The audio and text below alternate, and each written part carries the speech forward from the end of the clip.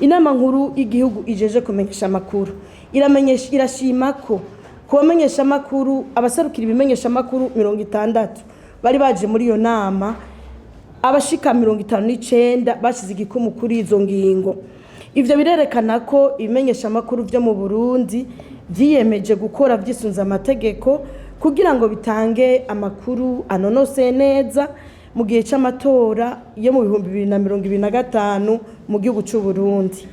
Mu vyo biyemeje harimwo ko bazotanga amakuru atohojwe neza kandi atawegamiye imbere mu matora n'inyuma y'amatora.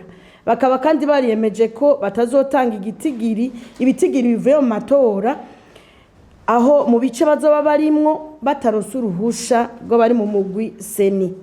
Ivyo navyo akaba ari mu ntumbero yo kutajuragiza abene gihugu mu kubashikiriza ibiharuro bitaratomoka neza. Inama nkuru y'igihugu ijeje kumenyesha amakuru ibonera akaryo kunegura abamenyesheje ko izo ngingo habayemwo agahato mu kuzishira kw'igikumu. Ivyo no guhakana ukuri kandi ntibiri mu karangamutima ko kumenyesha amakuru. Inama nkuru y'igihugu ijeje kumenyesha amakuru iramenyesheje kandi ko izo ngingo zitaje gusubirira amategeko ahasanzwe. Aya mategeko nk'itegeko rigenga abamenyesha amakuru n'andi mategeko y'igihugu bizogoma bikurikizwa nk'uko bigenda mu gihe gisanzwe.